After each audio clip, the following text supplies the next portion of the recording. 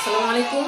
সপ্তম শ্রেণীর শিক্ষার্থীরা, তোমাদের গণিত বইয়ের প্রথম অধ্যায়ের অনুশীলনী 1.1-এর 1 নং আর 2 নং এ যে প্রশ্নগুলো আছে এগুলো আমরা আজকের ক্লাসে সমাধান করব। 1 নং এ আছে মৌলিক গুণনীয়কের সাহায্যে বর্গমূল নির্ণয়, 2 নং এ আছে ভাগের সাহায্যে বর্গমূল নির্ণয়। আমরা বেসিক ক্লাসে এই বিষয়গুলো নিয়ে বিস্তারিত আলোচনা করেছি। ওই ক্লাসটা যারা দেখেছো তাদের জন্য আজকের এই অঙ্কগুলো খুবই সহজ লাগবে। আর উদাহরণেও আমরা এরকম দুইটা অঙ্ক সমাধান করেছি। আচ্ছা, তাহলে চলো শুরু করি। প্রথমেই 1 নং এ বলা হয়েছে মৌলিক গুণনীয়কের সাহায্যে বর্গমূল নির্ণয় করো।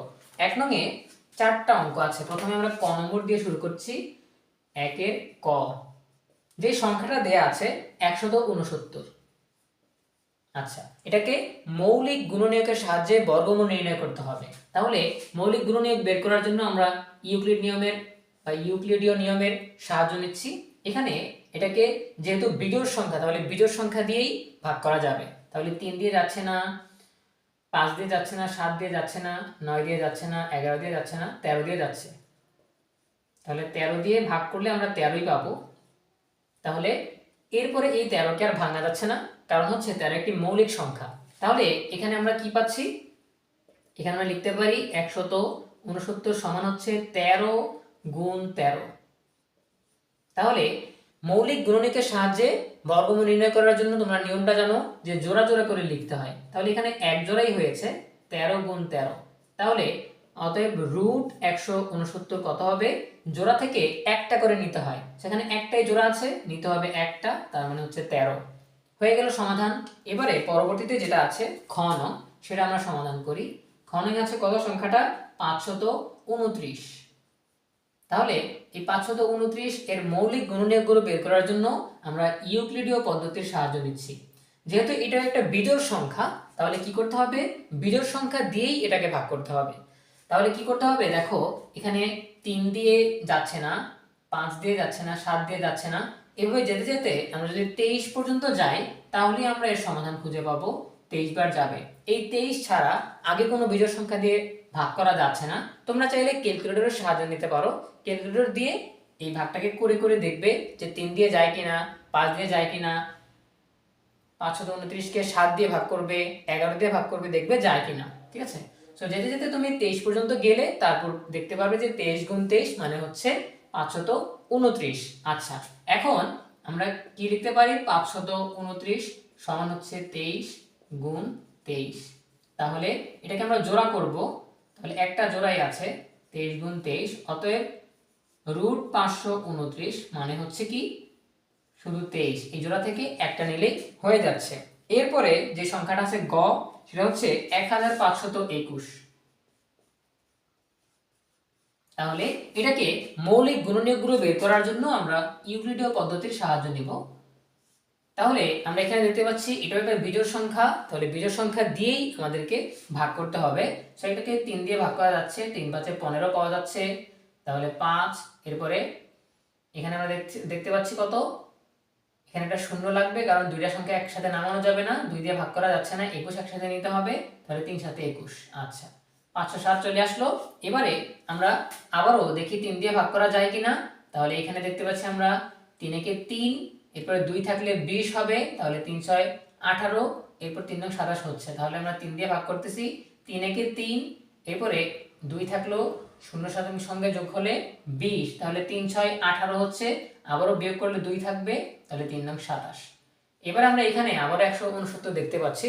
তো তোমরা জানো কিছুক্ষণ আগে আমরা এখানে সমাধান করেছি 169 13 ছাড়া আগে কোনো সংখ্যা দিয়ে ভাগ করা যাচ্ছে না, তাহলে 13 দিয়ে ভাগ করলে 13ই পাওয়া যাচ্ছে। তাহলে এটাকে আমরা কি লিখতে পারি?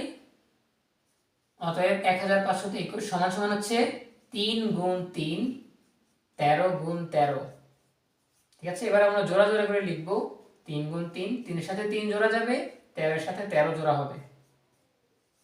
আচ্ছা, এবার প্রত্যেকটা জোড়া থেকে আমরা একটা করে নিয়ে বর্গমূল লিখে ফেলতে পারি। তাহলে 1521 সমান সমান হচ্ছে এখান থেকে একটা 3 গুণ এখান থেকে হচ্ছে একটা 13, তাহলে 3 13 কত? 39। তাহলে এই 39 হচ্ছে এই 1521 এর বর্গমূল। আচ্ছা, এবারে আমরা পরবর্তী সংখ্যায় চলে যাই। ঘ নং প্রশ্ন যেটা আছে আমরা যদি লিখি, সংখ্যাটা হচ্ছে 11025। আচ্ছা, এই সংখ্যাটার মৌলিক গুণনীয়ক বের করার জন্য আমরা প্রথমে সংখ্যাটা লিখে ইউক্লিডীয় পদ্ধতিতে সমাধান করব। তাহলে প্রথমে আমরা 3 দিয়ে ভাগ করি যদি, তাহলে কত হবে? 3 3 9 হচ্ছে। এরপরে এখানে বিয়োগ করলে কত হবে?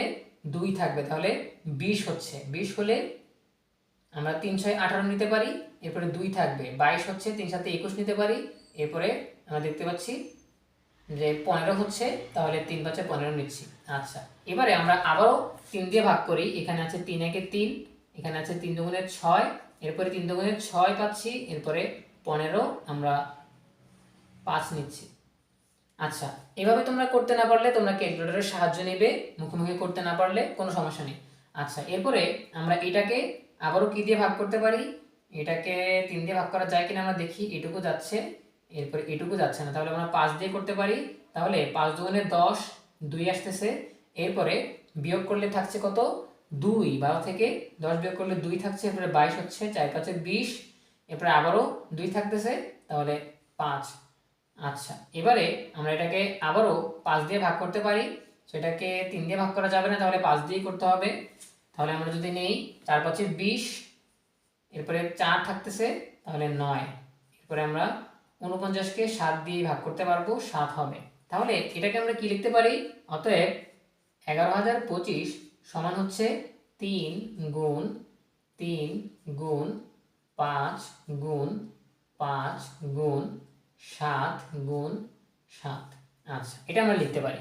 এবারে আমরা জোড়া করে নিব। 3 এর সাথে 3 জোড়া, 5 এর সাথে 5 জোড়া, 7 এর সাথে 7 জোড়া হলো। আচ্ছা, এবারে প্রত্যেকটা জোড়া থেকে একটা করে নিলেই বর্গমূল চলে আসবে।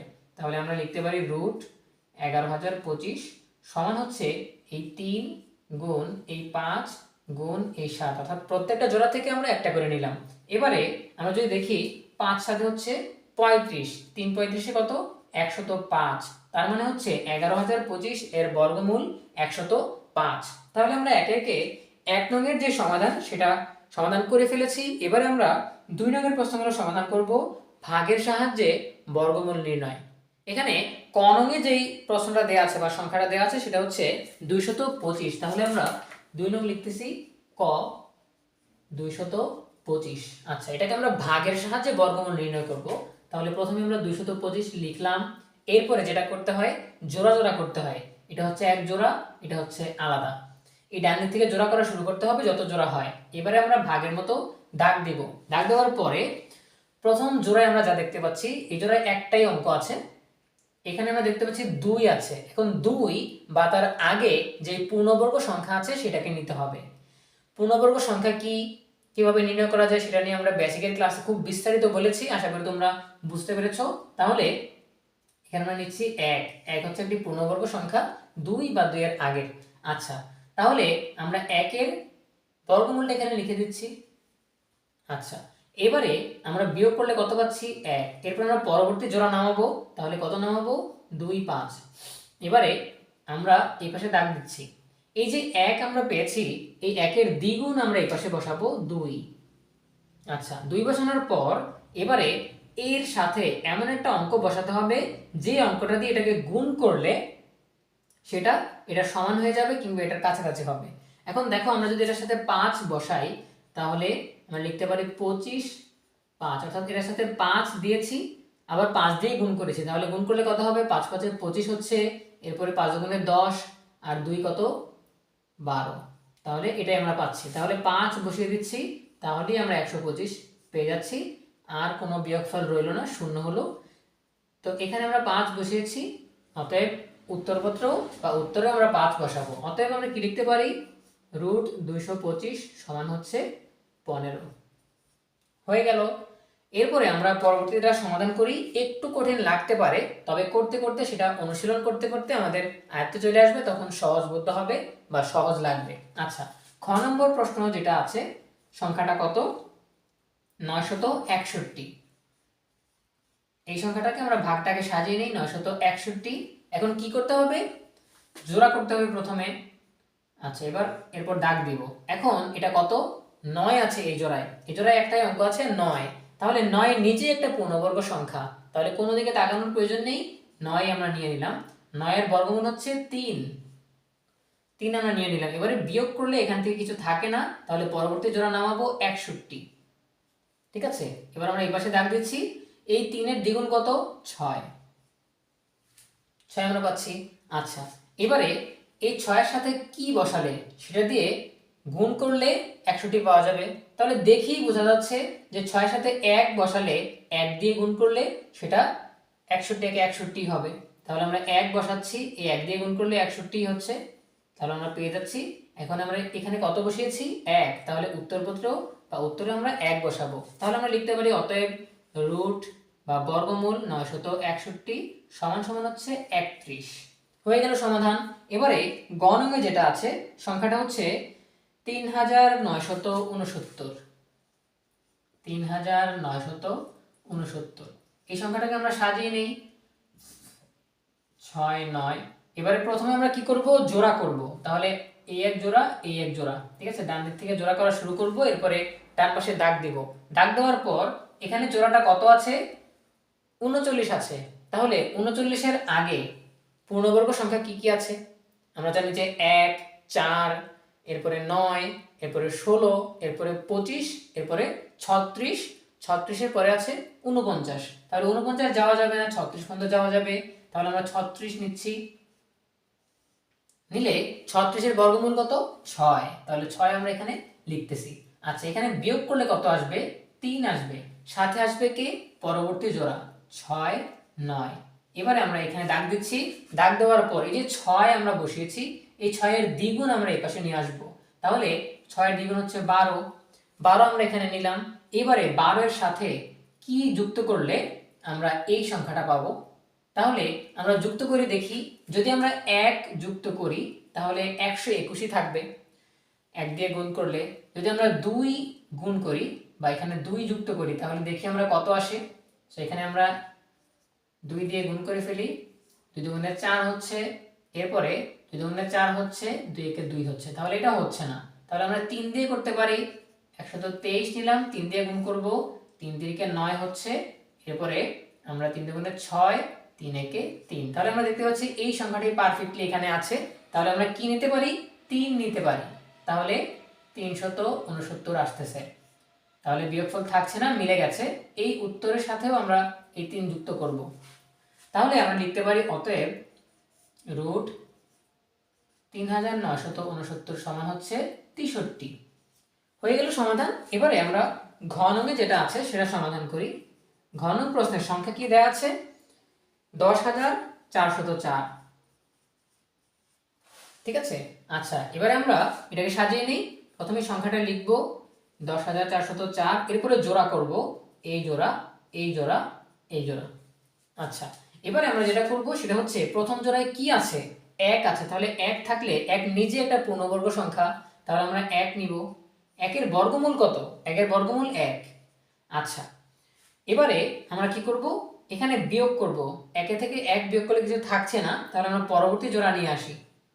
পরবর্তী জোড়া নিয়ে আসলাম 0 4। তাহলে এখানে আমরা দাগ দিয়ে এটার দ্বিগুণ বসাচ্ছি, 2 বসিয়ে দিলাম। তাহলে 2 বসালে এবারে এটার সাথে কত যোগ করলে সেটা 0 4 হবে?